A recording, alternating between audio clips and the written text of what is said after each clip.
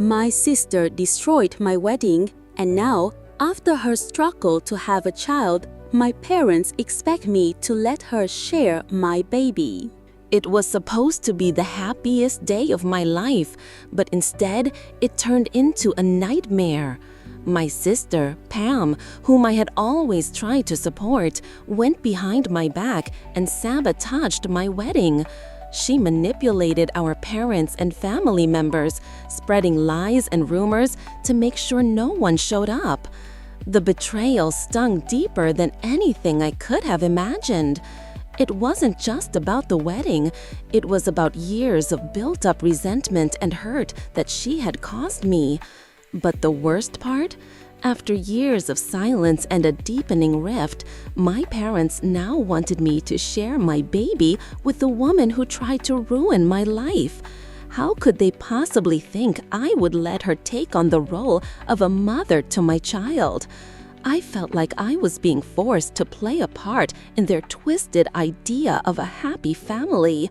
The emotional toll was unbearable, but I knew I had to stand my ground. The betrayal didn't end with my wedding day. It was just the beginning of a more painful reality. As I sat there, reflecting on the chaos Pam had caused, I couldn't help but think of all the years of love and support I had given her. She was the golden child, the one our parents adored. I had always been the one in the background, helping her through heartbreaks, lending my ear when she needed to talk, and always making sure she was okay. But the truth was, she had never truly cared about me. It was as if I had always been invisible, a mere backdrop to her drama. I had assumed naively that once she had her own life, we could find a balance, a way to coexist without the constant tension. But no, Pam had her own agenda. She made sure to stir the pot, turning family members against me with her lies. She painted me as the villain in a story no one asked for, spreading rumors that I had stolen her happiness. No one bothered to ask me for my side of the story, and soon it felt like I was the one left standing alone. And when the dust settled and I found out I was pregnant, I thought maybe, just maybe, I could make amends. But Pam had other plans. She couldn't conceive, and her desperation was palpable. My parents, completely blinded by her sorrow, saw this as an opportunity to fix everything. They called me, suggesting I allow Pam to act as a second mother to my child. They wanted me to give her the family she felt she had lost. I was appalled. How could they even think this was a reasonable request? After everything she had done, the last thing I wanted was to hand over my future to her manipulative hands. The anger I felt burned through me as I rejected their idea, refusing to let Pam destroy yet another part of my life. It wasn't just about the baby anymore. It was about protecting my dignity, my happiness, and my sanity.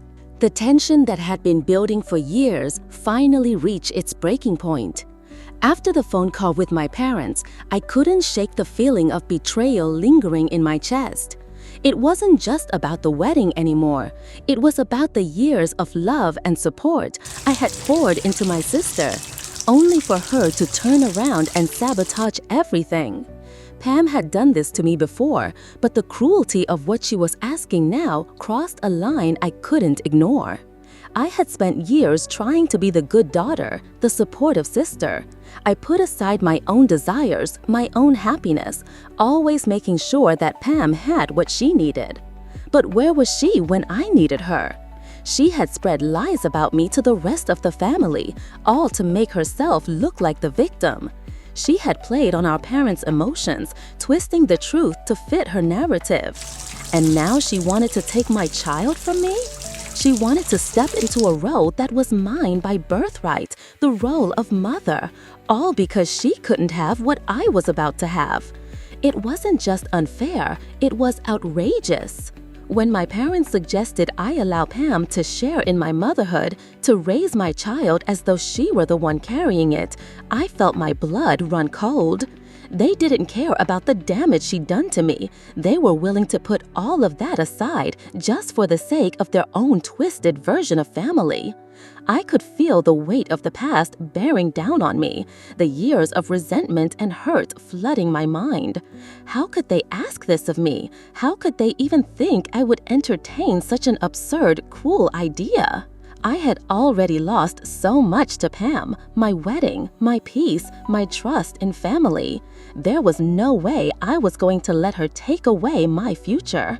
With a voice steady but filled with the weight of everything I had endured, I told them no. It was time to stop letting Pam and my parents dictate my life. This was my baby, and I would not let them control it. The rejection hit my parents hard. But it wasn't just their disappointment that stung.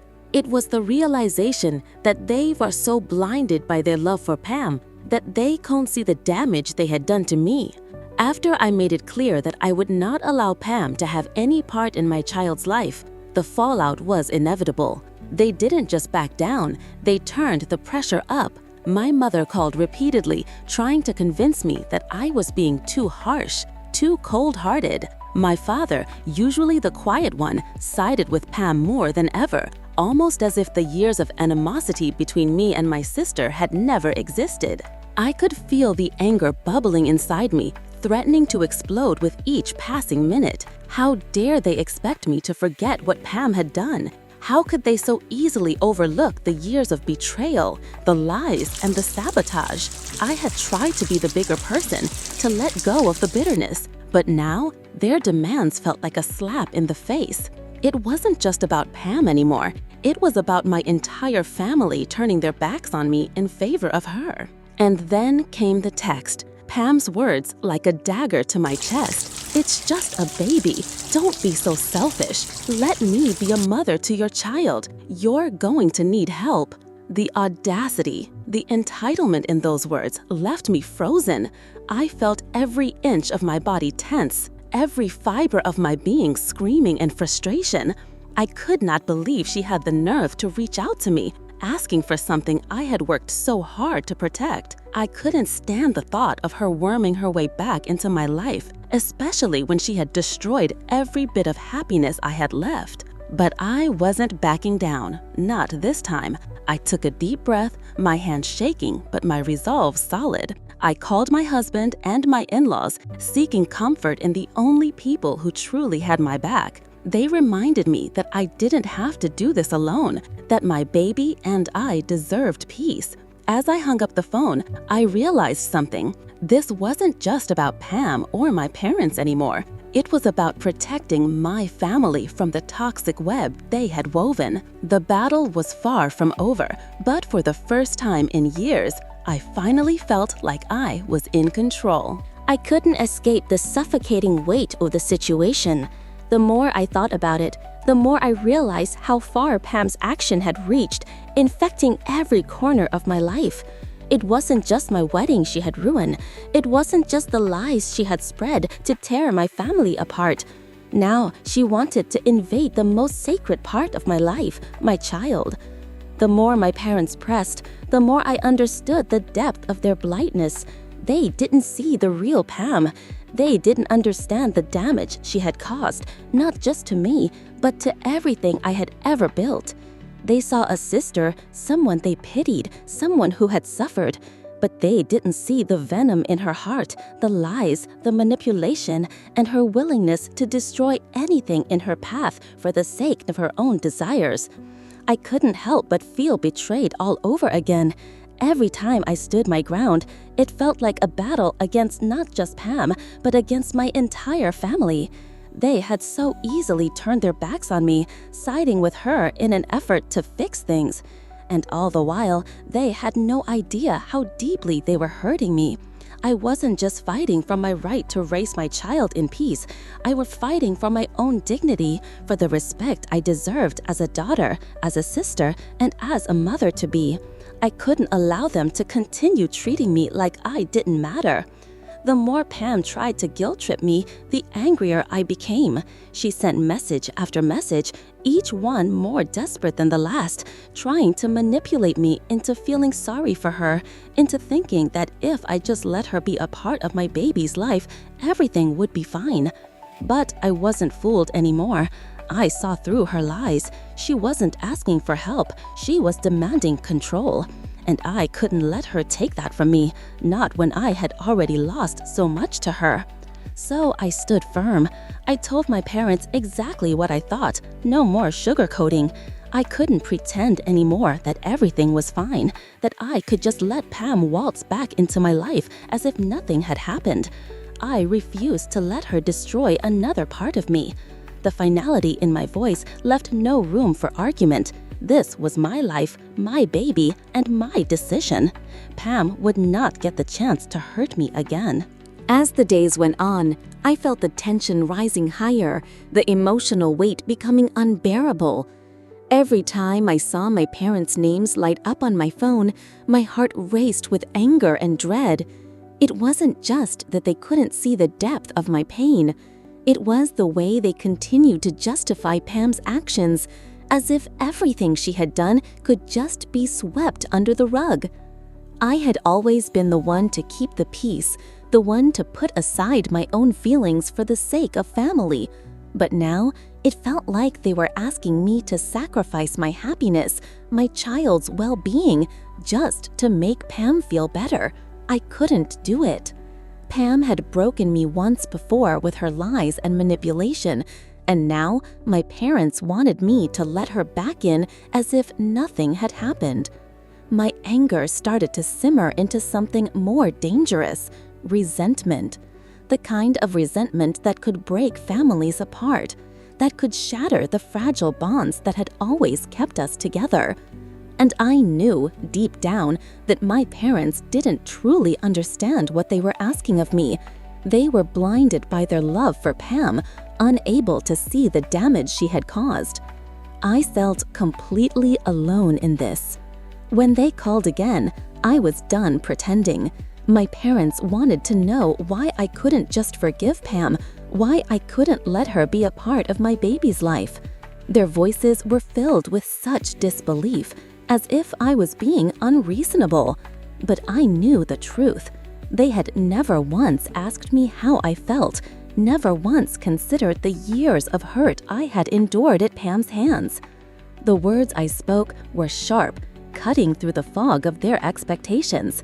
I told them exactly how I felt, that Pam had no right to take anything from me anymore, that I wasn't going to let her destroy my family, my future.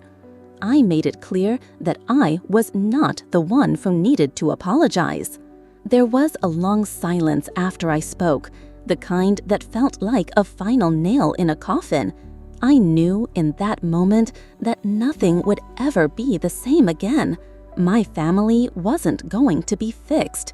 They were too broken, too cut up in their own selfish desires to see what was truly at stake. I was done with trying to make them understand, done with being the one to shoulder the blame. And as painful as it was, I realized I had to let go of them for good. My future, my child's future, had to come first. There was no room for Pam's manipulation or my parents' misplaced loyalties anymore. I had to protect my family, even if it meant losing mine. After that conversation, the silence between my family and me became deafening. For the first time, I could feel the full weight of my decision pressing down on me.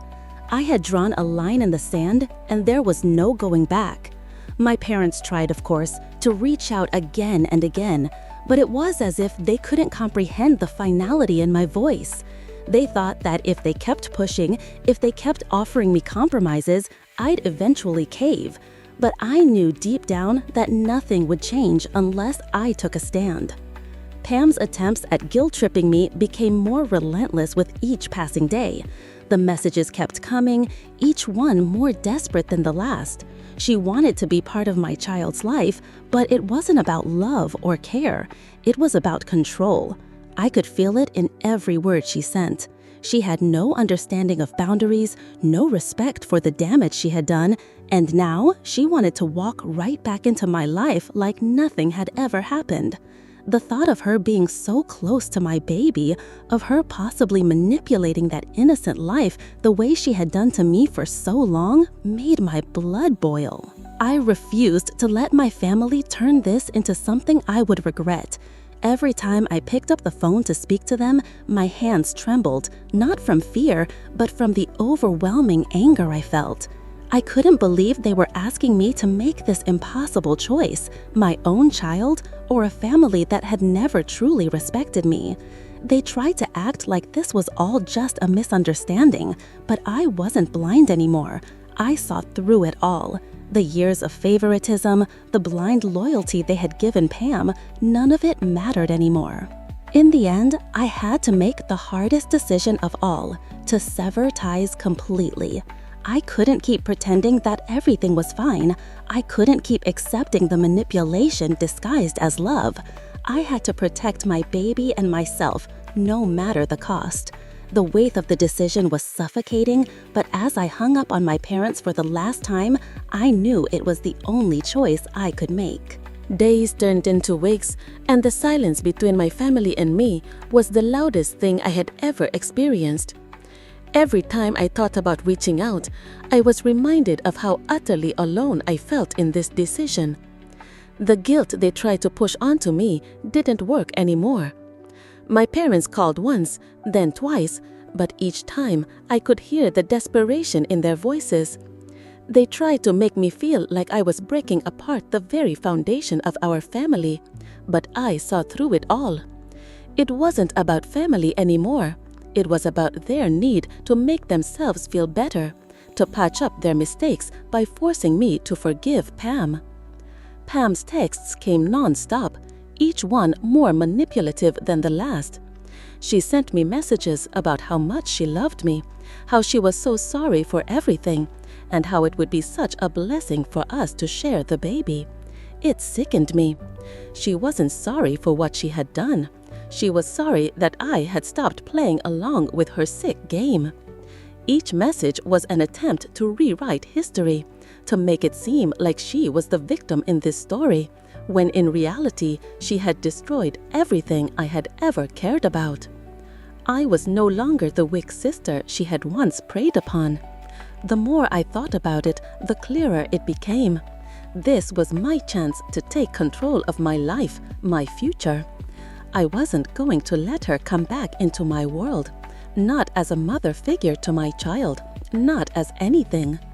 The family I had once fought for, the one I thought I needed, was gone. What was left was my truth, and I would protect it with everything I had. So, when they called again, I didn't answer. Instead, I sent one last message to my parents, telling them that there was no room for them in my life anymore, not unless they understood that Pam's betrayal was too much to forgive.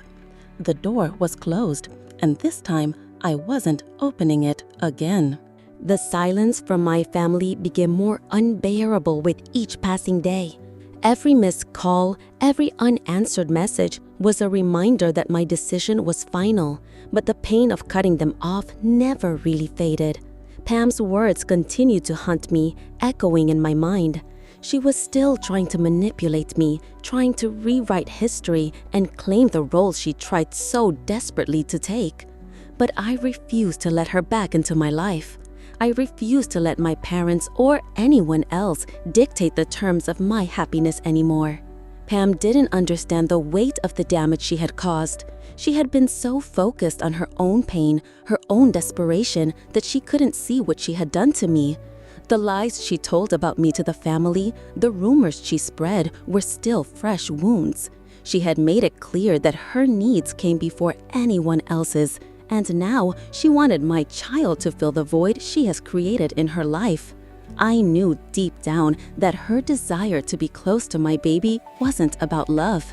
It was about control. She didn't care about me or my family. She cared about getting back what she thought she deserved. The more I thought about it, the angrier I became. My parents had backed her, stood by her, even when they knew she had hurt me. They had chosen her over me time and time again. How could they expect me to forgive and forget?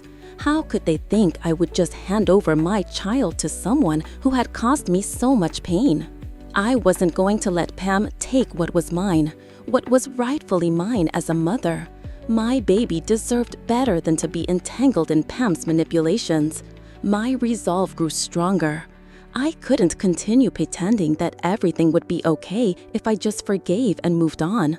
I had to protect my child from the very people who had never truly protected me.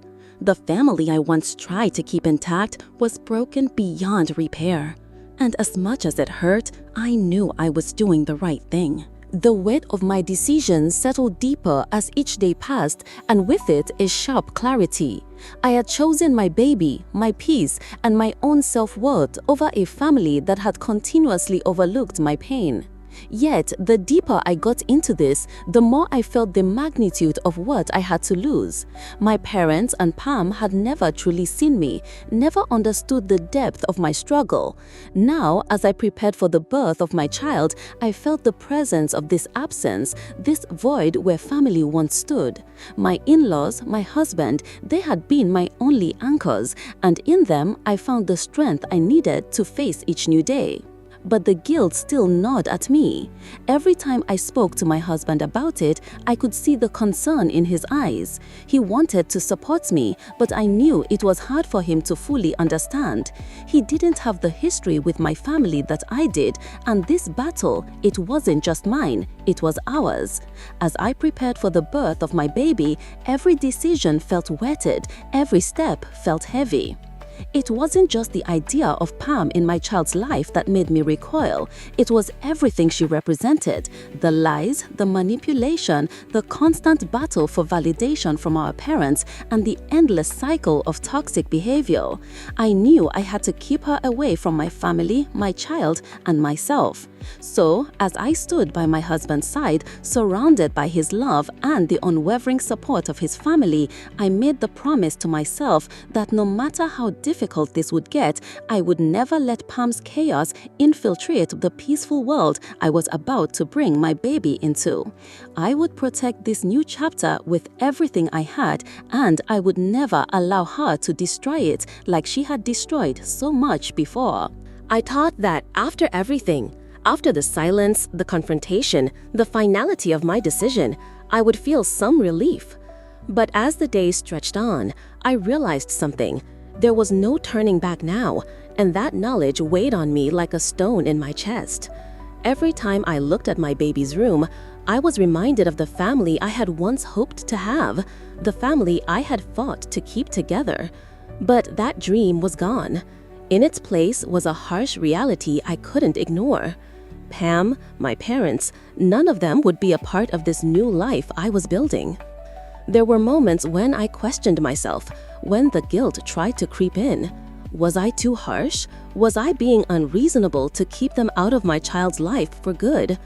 But then I remembered the years of hurt, the betrayal, the way Pam had torn our family apart without a second thought. She didn't deserve to be near my baby. And my parents had forfeited their place in my life the moment they chose her over me, time and time again. I could feel the weight of the decision on my shoulders, but with every passing day, my resolve grew stronger. I wasn't doing this for revenge, and I wasn't doing it to punish them. I was doing it because I had to protect my child.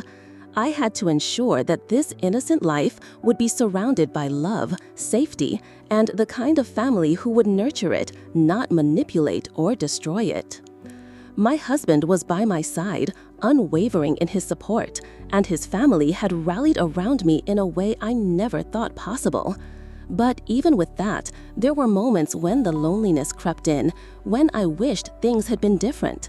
I longed for a family that could have been whole, for a relationship that could have been salvaged.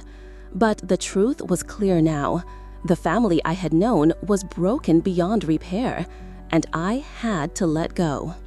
This new chapter of my life, the one I was building with my child, had to come first. There was no place for the toxic dynamics of the past anymore. It was time to move forward, no matter how painful that journey might be. As the days passed, I realized that the decision to sever ties with my family, though necessary, was one of the hardest I had ever made.